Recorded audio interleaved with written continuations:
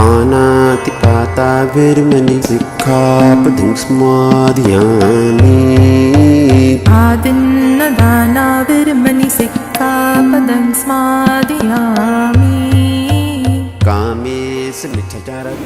रक्षा बंधन यानी कि रक्षा को बांधना, इसका मतलब शाब्दिक यही होता है। मगर जो बुद्ध के बाद जो बुद्ध के सूत थे, सूत उनको बोलते हैं जो उस समय बुद्ध ने बात कही उसको सूत कहते हैं। और ये सूत 84,000 लगभग हैं। 82,000 जो बुद्ध ने कहे और 2,000 जो उनके अच्छे शिष्यों ने कहे, ऐसे कुल मिला के 84,000 सूत हैं।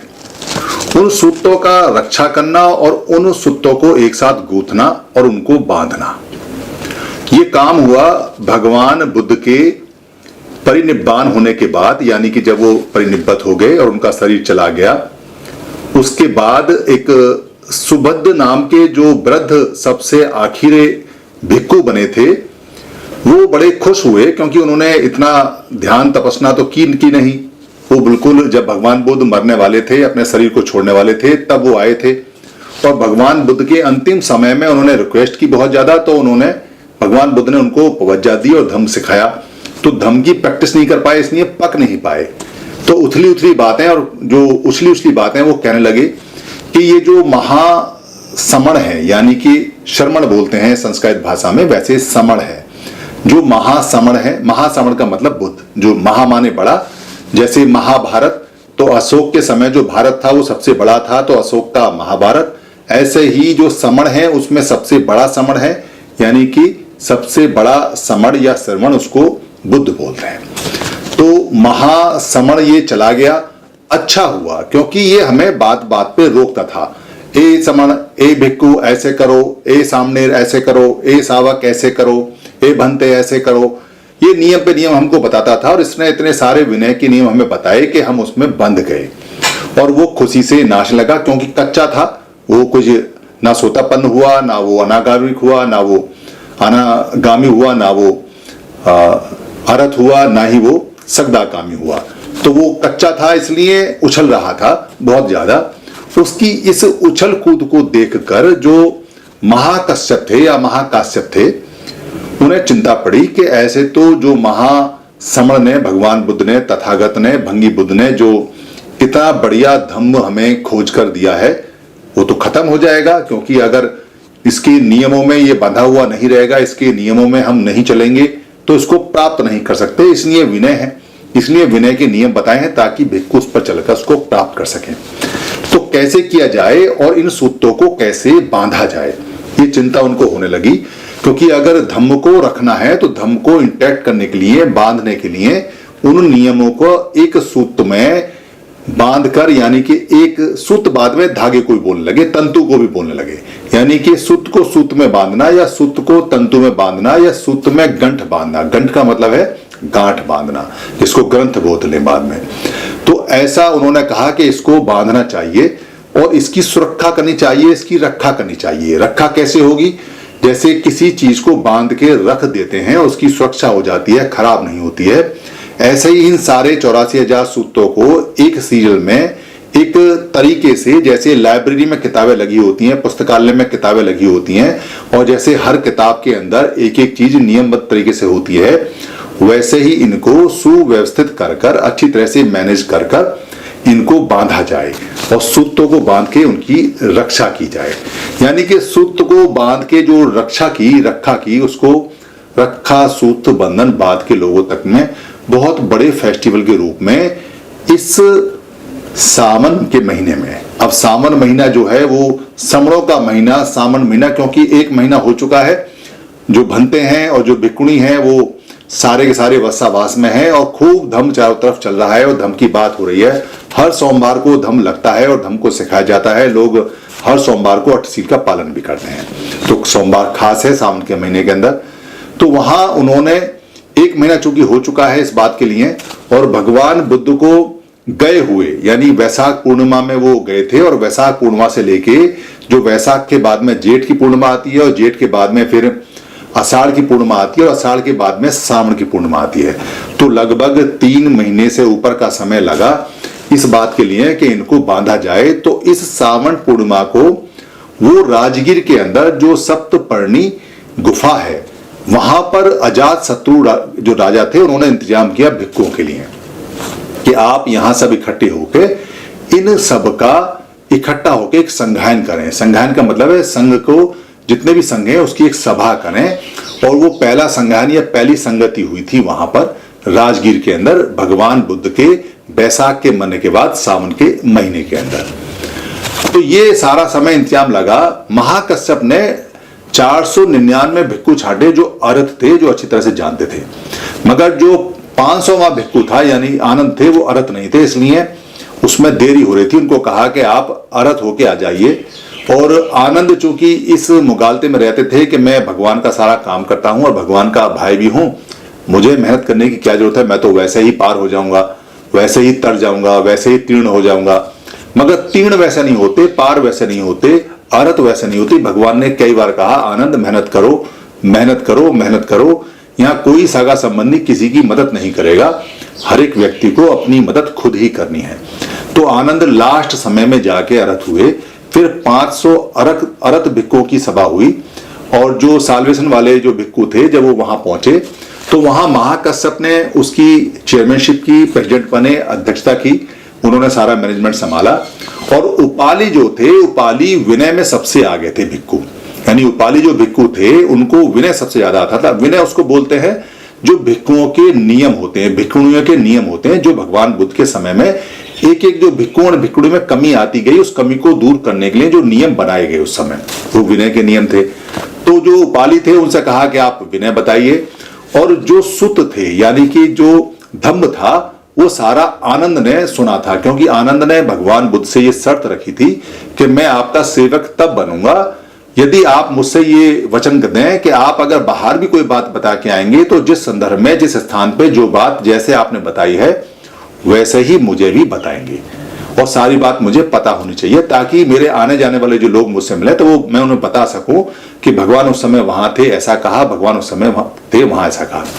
आनंद की मेमोरी बहुत बढ़िया थी। आनंद बहुत अच्छे भाड़क कह सकते हैं या गणक के कह सकते हैं, बहुत अच्छे भंडारक थे, यानी कि उनके पास इतनी अच्छी मेमोरी थी, वो अच्छा मेमोराइज करते थे कि उनको सारा सूत्र जितने भी थे भगवान ने कहे या जो उनके शिष्यों ने कहे वो उनको याद थे। तो महाकश्यप ने ऐसे ही नहीं पूछ लिया, उन्होंने विनय को खड़ा होकर कहा, उपाली को कहा कि उपाली बताओ ये विनय का नियम कब बताया गया, किस संदर्भ में बताया गया, क्या घटना घटी, किस घटना के संदर्भ में भगवान ने ये नियम बनाया। ऐसे ही आनंद से पूछा कि आनंद बताओ भगवान ने ये बात किस संदर्भ में कही, क्या समस्या आई थी, कब ये बात कही, कहां कही। और सारे जितने भी लोग थे वहां पे, क्योंकि 500 तो अर्हत ही थे, बाकी जो अर्हत नहीं थे यानी जो सगदागामी थे, जो अनागामी थे, जो सोतापन्न थे, जो सामने थे वो भी थे वहां सारे, और वहां राजा के लोग भी थे। तो सभी लोगों ने इसका अनुमोदन किया और इसको कहा कि ये बात ठीक है, ये बात ठीक है। कोई बात अगर गलत बताई होगी तो वो वहां ठीक की गई होगी कि ऐसा नहीं ऐसा है। तो वो सूत्रवार सारी सारी चीजें लाइनबद्ध जैसे जैसे करके लाइनेज बना के क्रमवार बना के उनको एक एक करके दोहराया गया। और स्पेशल लोग हुआ करते थे उस समय जिनको भाड़क बोलते थे, गणक बोलते थे, जो इसको मेमोराइज करते थे और जो इसको याद करते थे। उनकी ड्यूटी लगाई कि आप इसको याद करें। उसमें भिक्षु भी थे और उसमें किराए के लोग भी थे जिनका काम ये था मेमोराइज करने का। और सारा उन्होंने सुत्त पीटक और विनय पीटक याद किया। तब तक सिर्फ 2 ही पीटक थे, ध्यान रखना, सुत्त पीटक और विनय पीटक। अभिधम्म सुत्त पीटक में से बाद में बना हुआ है। ये सारा का सारा वहां पर संघायन करके अजातशत्रु ने उनको 7 महीने लगे इस बात में। 7 महीने का मतलब है कि सावन की पूर्णिमा से जब इसको आरंभ किया तो फागुन की पूर्णिमा आ गई। उस फागुन की पूर्णिमा को लोग होली मनाते हैं। और आपने अगर ध्यान दिया हो तो होली में जब वो जहां होली जलाते हैं तो वहां पर वो जो एक माला है उसमें एक धम्मचक्र बना के लेके जाते हैं। 8 उसके अंदर जो लड़ियां होती हैं और एक धम्मचक्र होता है। 8 का मतलब अष्टांगिक मार्ग हो गया। तो अष्टांगिक मार्ग के साथ में और एक धम्मचक्र ले जाके और वहां करते हैं, यानी कि उस दिन वो कंप्लीट हो गया। तो वो माला उन्होंने बांध दी सूत में, जो सूत यानी धागा यानी तंतु जो था वो उसमें बांध दिया और बांधकर उसकी प्रक्रिया 7 महीने पूरी हो गई और लोगों ने उसको हल्ला से, खुशी से स्वीकार किया। वो जो सूत्रों की रक्षा हुई है, यानी जो रक्षा सूत्र की हुई है, रक्षा सूत्रों की हुई है, उसकी खुशी मनाने के लिए नॉर्थ भारत के अंदर खास तौर से, वैसे तो पूरे भारत में रक्षा सूत्र को अलग अलग नाम से, अलग अलग तरीके से सभी जगह इस सावन पूर्णिमा को मनाया जाता है। दरअसल सावन क्या है? सावन का मतलब होता है, सावन का मतलब है घोषणा, यानी अनाउंसमेंट होना। अनाउंसमेंट हो रही है कि अब सूत्र बांधे जा रहे हैं, सूत्रों की रक्षा की जा रही है। ये सावन हो गया, यानी कि सारा हो गया। और सावक कौन होता है? भगवान बुद्ध के शिष्य होते हैं। और श्रवण क्या होता है? सुनने वाला होता है। यानी सवक जो होता है, जिसने सुन लिया, उसको सवक बोलते हैं, सावक सम बोलते हैं। सावक हो गया, और श्रवण वो हो गया जो सुनता है। तो ये सावण है या समण है या समणा है या श्रवण है या श्रावण है, ये सारे शब्द समण से बने हुए हैं। दरअसल समण में जो बाद में ड़ है उसको न बना दिया और से को बाद में श्रेय बना दिया। ये संस्कृत भाषा में ऐसा कमाल हुआ है। तो असली शब्द है इसका सावन का महीना, या सावण भी बोल सकते हैं आप, सावण या सावन, यानी घोषणा होना। और जो सुनता है उसको बोलते हैं श्रवण, यानी जो सुन रहा है उसको बोलते हैं श्रवण। और जो सावक होता है भगवान बुद्ध का शिष्य, उसको सावक बोलते हैं। और इसी श्रवण को श्रमण भी बोलते हैं, सरमण भी बोलते हैं। और इसके जो विरुद्ध लोग होते हैं, जो अपोजिट लोग होते हैं, उनको वर्मण बोलते हैं या वर्मन बोलते हैं, या इसको बोलते हैं वर्मण। ऐसा इसके अपोजिट, यानी वे माने जो होता है विपरीत होता है। तो वमन हो गया, वर्मण हो गया, और सरमण हो गया, और समण हो गया। तो ये सारा का सारा, चूंकि भारत महासमण का, महाश्रवण का, यानी बुद्ध का सारे जो उपदेश थे, सारे जो देशना थी, उससे भरा पड़ा है। इसलिए जगह जगह लोगों ने रक्षा सूत्र की, धम्म के सूत्र में बंध जाने से, और धम्म को इकट्ठा हो जाने से, और उसको मेमोराइज हो जाने से, उसको याद हो जाने से, बाद में जो भाड़क लोग थे वो जगह जगह कहानियां कहते थे, इसके बारे में बताते थे। तो लोग अपने उनको घर में बुलाते थे कि आप हमें धम्म सुनाओ, और धम्म के बदले में उनको पैसा मिलता था। ये कथा और कहानी सुनाने की प्रैक्टिस आज भी भारत के अंदर बहुत चलती है। मगर कथा का जो नाम और रूप है वो बदल चुका है, वो चेंज हो चुका है। बाकी कथा सुनाने का और सुनने का जो तरीका है, और जो आज भी लोग जाते हैं घरों में, वो आज भी चल रहा है। धम्म बदल गया है, बात बदल गई है। कथा लोग या कथा वाचन या कथा कहना भाड़क या गड़क नहीं भूले हैं, वो काम चलता रहता है। दरअसल पूरी दुनिया के अंदर सबसे पहले जो धम्म संसद लगी, या जो धम्म संगायन हुई, या जहां लोगों ने मिलकर एक प्रस्ताव पास किया, जहां नियम बनाए, जो संवैधानिक नियम रहे, जो लोगों के वेलफेयर के लिए नियम रहे, जिसका एक धम्म का संविधान बनाया, धर्म संसद बनी, वो पूरी दुनिया में सबसे पहले जो बुद्ध के सूत्र हैं, बुद्ध की बातें हैं, उसकी ही बनी। और उसी की सबसे आगे चलती रही। पहले वो मौखिक रूप से थी, बाद में जब ताम्रपत्र आ गए, यानी तांबे के पत्तियां आ गई, या पत्थर की सिलाएं आ गई, तो अशोक ने पत्थर की सिलाओं पे लिखवाया, और श्रीलंका में ये ताम्रपत्र पे लिखी गई, यानी तांबे की पत्तियों पे लिखी गई, और बाद में पूरी दुनिया में फैली। और हजारों भाषाओं में आज के समय भगवान बुद्ध का वो जो संविधान, जो शिक्षा और जो सूत्र हैं, वो आज भी चारों तरफ ऐसे कैसे हैं। तो लोग उसकी खुशी में रक्षा बंधन सूत्र मनाते हैं। नॉर्थ के अंदर, यानी पंजाब भाषा में, कंधार के अंदर, अफगानिस्तान के अंदर इसको रखड़ी बोलते हैं। रखड़ी, क्योंकि भाषा वहां बदलती है, तो उसको कहते हैं रखड़ी बांधे, भी रखड़ी बांधे। दरअसल एक भाई और बहन का जो त्योहार है, हो सकता है कि वहां से आते आते लोग भूल गए हों और इसको एक धागे के रूप में, तंतु के रूप में, भाई बहन के रूप में आ गए हों।